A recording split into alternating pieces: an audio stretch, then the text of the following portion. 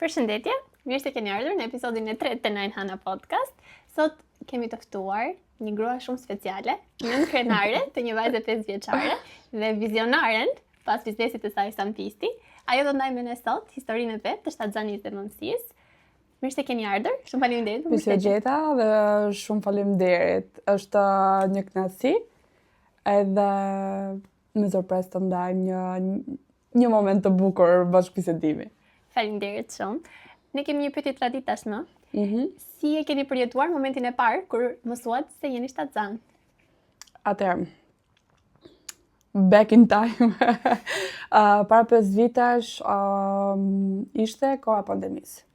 Normalisht edhe unë si gjithë shqiptarët, që do bëjmë tjetër kur s'punojmë? Do bëjmë fëmijë. Por përveç pjesës shakas, ka qenë e pritur, ka qenë e dashur, edhe ka qenë një lutje e plotësuar ndaj Zotit, sepse gjithmonë kam thënë që fëmijën e parë dua gocë. Dhe Zoti më solli gocën time që quhet Alina. Tashi është 5 vjeçë, por që e mbaj mend, ka qenë edhe atëherë maj, pikërisht maj, kur e kam marrë vesh që jam shtatzan, një grumbullim emocionesh shumë i madh, me frikë, se gja ishim në një situatë që nuk e dinim se si do përfundonte, kur do përfundonte apo gjërat e tilla. Por që emocionet pa përshkrueshme.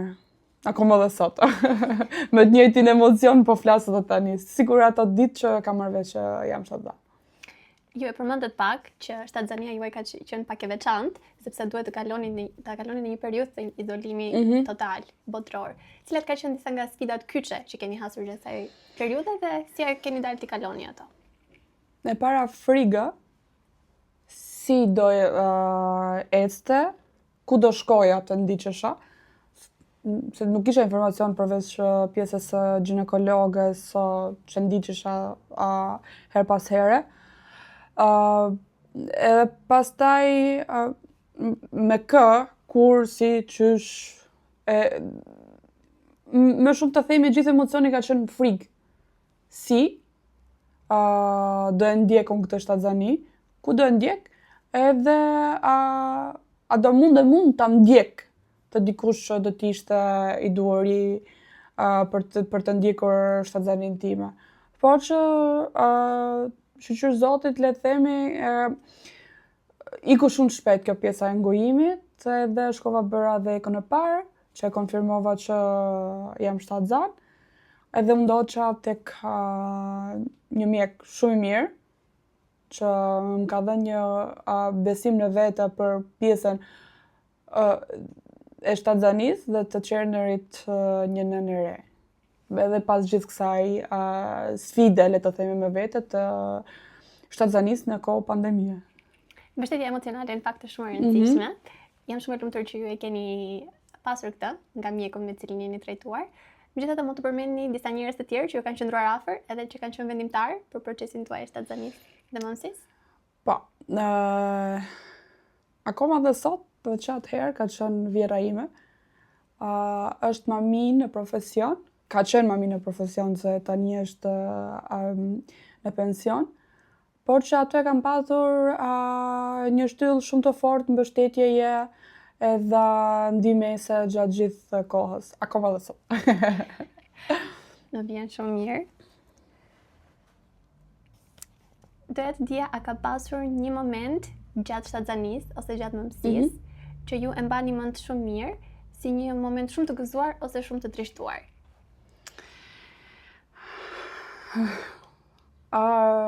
Zakonisht jam një tip që momentet e trishtuara kam tendencën t'i harroj. Momenti më i gëzuar është kur kemi marrë vesh që ka qenë gocë. Ka qenë e kam lënë posaçërisht për ditëlindjen e bashortit, babait të vajzës, për ditëlindjen e babait të vajzës zbuluam që është gocë. Ajo ka qenë momenti bëj lumtur, por që ta themi edhe këtë që gjithë kujtonin që kisha çunë. Dhe po duke për te gjithë çka kash më duke sikur me shanin, në farë kuptimi se pse duhet të ishte pikërisht çun kur që janë goca që është totalisht ndryshim jete.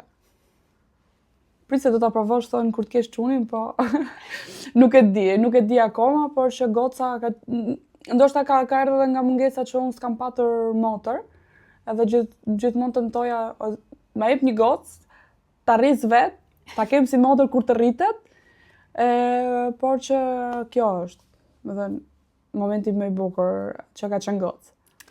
E vërtet, vajzat rriten për t'ju bërë shoqe nënave të tyre. Që tani, edhe kur më shet që prekem, më shet, pse po mërzitesh, pse po qanë, në momente që mamat kanë një gjë shumë të interesante, që edhe kur shohin gjëra video reels në Instagram apo në TikTok, kanë atë në vetë dhe mund të mbushin edhe sytë me lot. Edhe, pse po qanë, pse po mërzitesh, kuj që ti, unë do dua shumë, mos u mërzitesh aty afër teje. Edhe realisht, pavarësisht se është lidhja nën gocë, është edhe një lidhje tjetër akoma dhe më e fortë që ka filluar të kuptoj edhe ndjenjat edhe emocionet e ndjesitë e tua.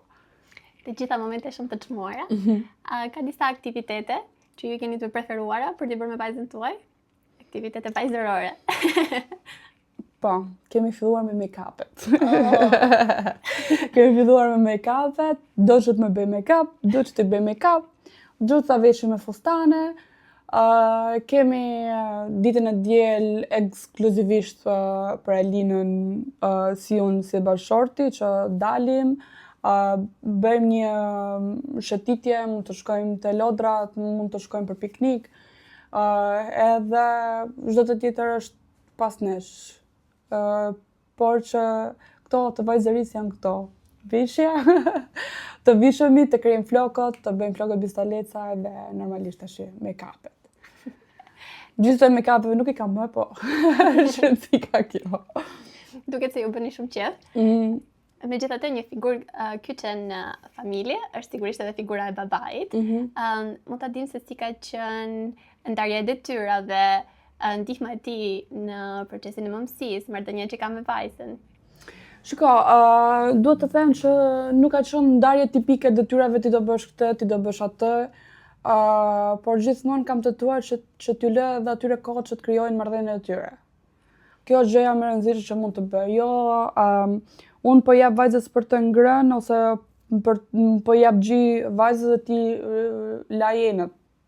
Ta zëm. Okej, është ndihmë edhe kjo, po jo gjithmonë të prerë që kjo është detyra jote dhe kjo është detyra ime.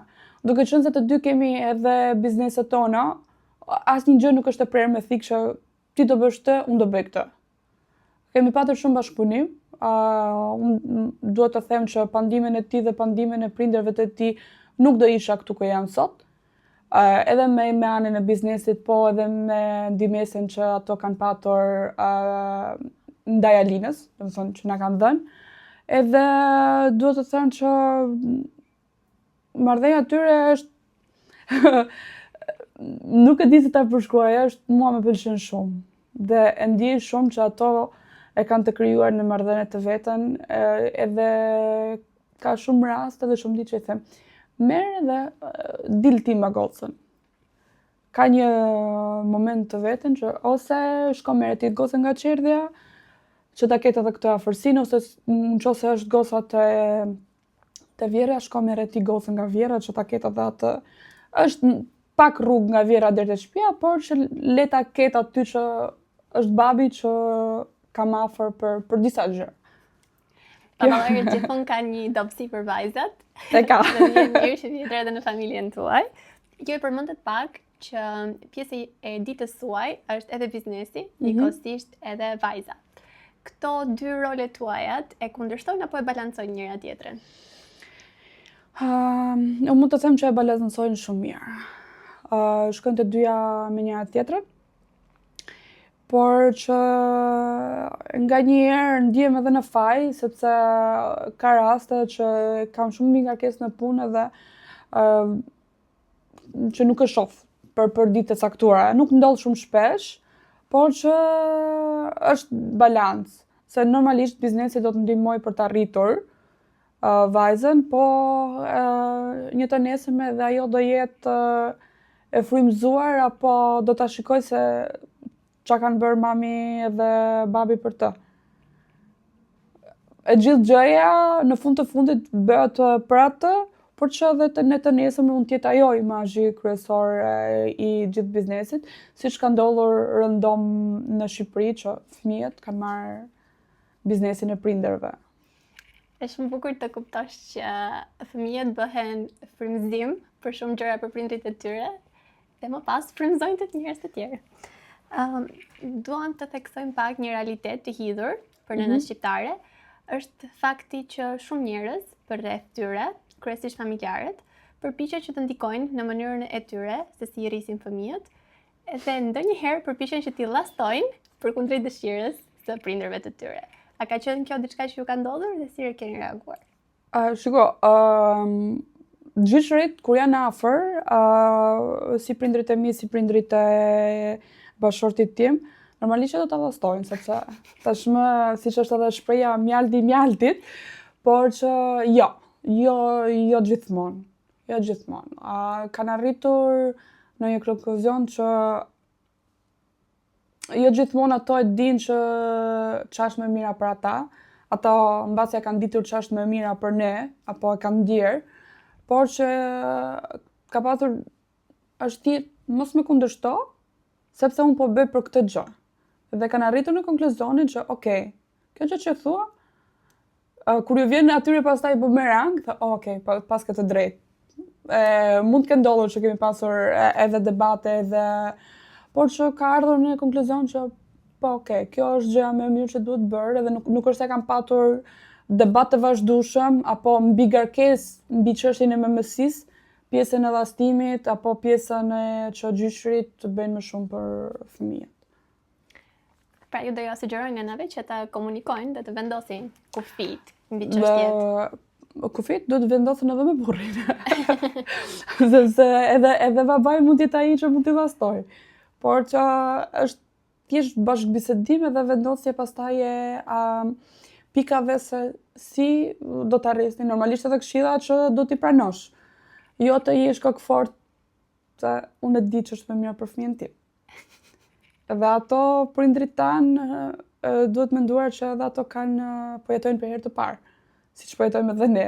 Por që ato mund të kenë rritur 2 fëmijë, 3 fëmijë, 5, 10 në varësi të prindërve apo të çifteve të ndryshme, por që këshillat mund të pranohen, jo gjithmonë të zbatohen, por që bashkëbisedimi edhe e folura, ndarja edhe e frigrave, pamundësive për ekonomike, emocionale, gjitha me radhë, mund të jetë një gjë shumë e mirë. Por që gjitha kalohen. Sepse pastaj në fund të fundit bëhet për të mirën e fëmijës. A ka një këshill të çuditshme ose qesharake që mund të keni marrë nga të afërmit tuaj ose nga mikeshat? Ja gjithmonë këto thënjet apo besëditënit popullore, që nuk i dihet nga e kanë zanafillën, por që njëra që më kujtohet akoma sot është që rrobat e fëmijës mos i nxjerr jashtë natën. Sepse sepse nuk e di ç'a mund të ndodhi, por që gjyshja ime thoshte dikur që disa gjëra janë harruar dhe i kemi harruar edhe ne, por që mund të besoj shumë gjëra, po nëse ka baza nga mbrapa. Do të thënë, ka ndodhur kjo, mos e bëj këtë, ose siç thua tani, mos i lër shumë gjëra fëmijës në shtratin e tij sepse mund të mbytet, që ka ndodhur. Kjo po, mund të merret parasysh si këshill, por një gjë që nuk ka një pse nga mbrapa, sepse kështu ka dëgjuar, nuk më duket shumë efikase për të marrë shembull, shumë e çuditshme, thjesht e kam lënë atje ku është. Në fakt këto lidhen me kujtime të fëmijërisë tuaj. A ka diçka nga fëmijëria juaj që do donit ta trashëgonit edhe tek mënyra se si rrisni dhe edukoni fëmijën tuaj? pavarësisht se s'kemi vend se ku të luaj, lojen jashtë. Në Tiranë, unë zakonisht nga që edhe prindit i kam akoma në Shkodër, e lë të luaj jashtë. Me gur, me llaç, me rër, me qenë, me pula, me kafshë të tjerë, por që loja jashtë ambientit gjithmonë. Është shumë e pamundur nga një këtu në Tiranë, por mund të gjesh vende që të luash. Janë bërë shumë farm hub që pastaj dajti është i madh, mund dalësh edhe për piknik. Kjo është që mua, unë e kam përjetuar ato momentet jashtë i kam përjetuar gjithmonë mirë. Prisja orarin kur të mbaroja mësimet dilja të luaja. Këtu është pak e pamundur në Tiranë, por që këtë doja ta lija trashëgimi që dil luaj, bëu pisë se do lahesh, nuk ka problem fare, mikrobet janë gjitha ndej tashmë, edhe po e mbyll dhe brenda 4 muret, do smuret se ato janë gjermofobet, nëse je shumë gjermofobe, do smuret.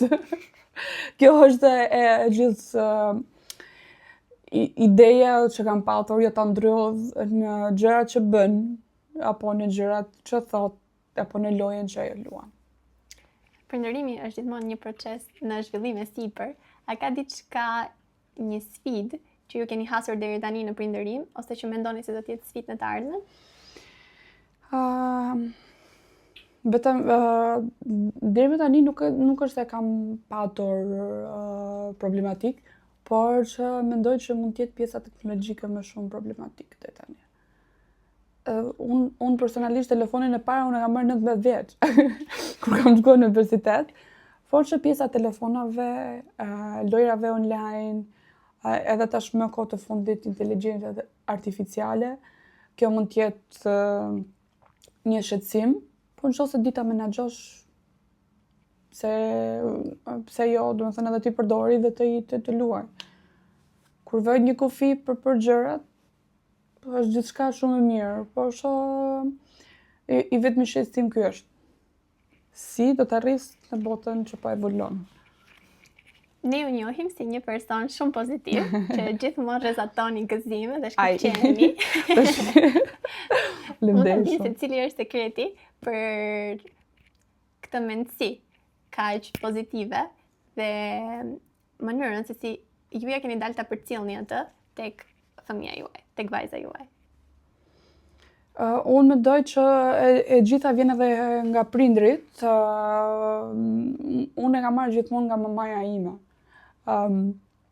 Edhe pjesën e mosmbajtjes mëri të njerëzve, po edhe pjesës të jesh i shoqërueshëm me njerëzit. Edhe mund të ndodhin gjëra të këqija, jetojmë në botë dhe këto gjëra ndodhin, por që pjesa të dashurit njerëzit, mos paragjikuarit, unë e kam pasur qoftë miri.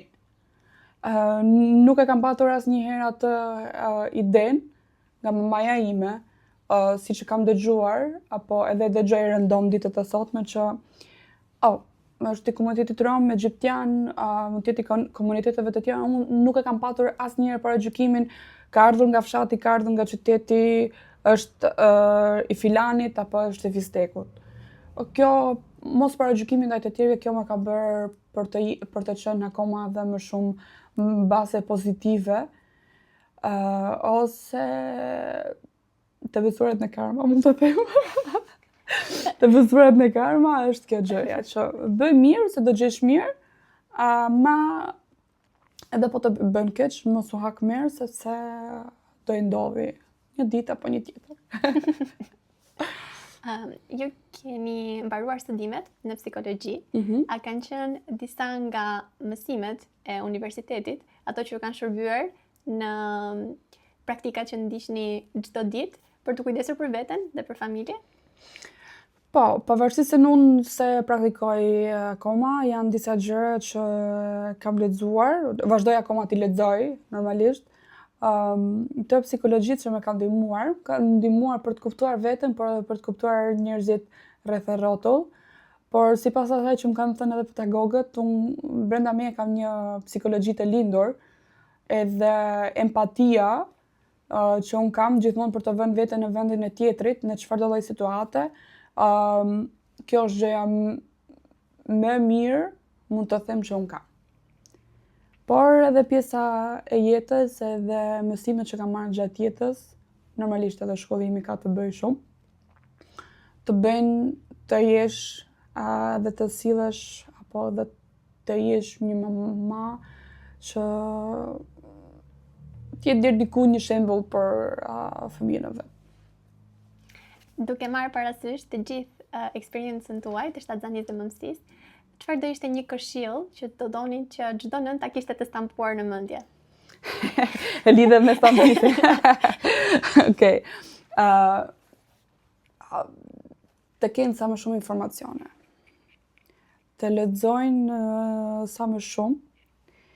Edhe është më shumë mos ta lënë nga ato që dëgjojnë nga nënat të tjera, dëgjojnë nga mamat apo nga vjera, edhe të gjejnë vetë rrugën e mëmësisë.